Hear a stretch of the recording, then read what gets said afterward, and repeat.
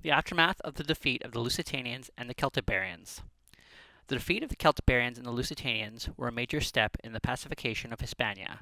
It did not end the rebellions, but these were sporadic and apart from a period after the Cimbrian War of 131 to 101 BC, they were on a reduced scale. Plutarch noted that Gaius Marius conducted operations in Hispania Ulterior in 114 BC. The province of Hispania Ulterior was allotted to him, and that here he is said to have cleared the way of robbers, although the province was still uncivilized in its customs and in savage state. Robbery was at an all-time high, still considered a most honorable occupation. Appian wrote that Calpurnius Piso was sent as a commander to Hispania because there were revolts. The following year, Severus Galba was sent without soldiers because the Romans were busy in the Cimbrian War with a slave rebellion in Sicily. In the former war, the Germanic tribes of Cimbri and Teutons migrated around Europe and invaded territories of allies of Rome, particularly in southern France, and routed the Romans in several battles until their final defeat. In 105 BC, some of them also may have forayed into northern Hispania and then returned to Gaul. Appian wrote that the Romans sent governors who would settle affairs in Hispania without war as much as they could. This decrease in the military presence and possibly the mentioned foray into northern Hispania might have encouraged significant rebellions. In 198 BC, after the defeat of the Cimbri, the consul Titus Titius was sent to Hispania. He killed about 20,000 Arefaci. He also moved Terraesum, a large city always insubordinate to the Romans, from the hills that were easily defended to the plain, and forbade the construction of city walls. He besieged the city of Culdena for 9 months, seized it, and sold the inhabitants, including women and children.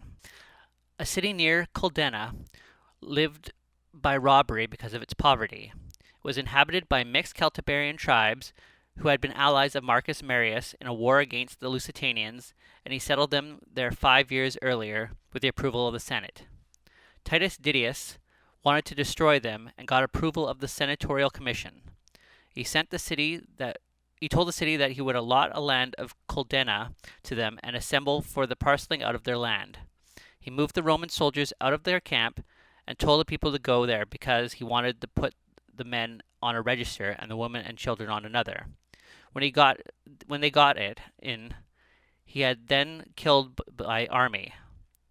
This is similar to the kind of treachery which was used by Severus Sulpius Galba when he butchered many Lusitanians to the end of the rebellion 155 to 150 BC.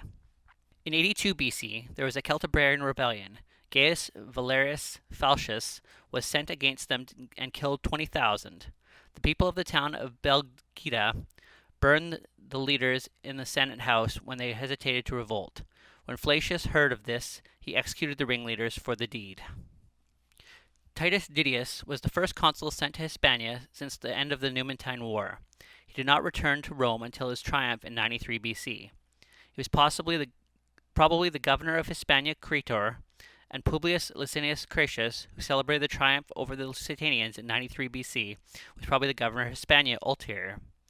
Flavius Valerius Flacius returned to Rome for his triumph in 81 BC, which was rewarded for his actions in both Celtiberia and Gallia Narbonensis. It is not possible to determine whether the terms as governor in Hispania and Gaul were overlapping or sequential.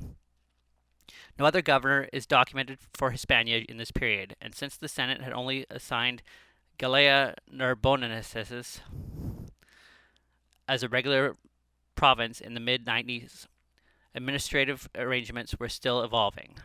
Cicero refrained from calling the lawful governor here. Julius Caesar's commentaries on the Gallic War attested that he was in Gaul in 83 BC.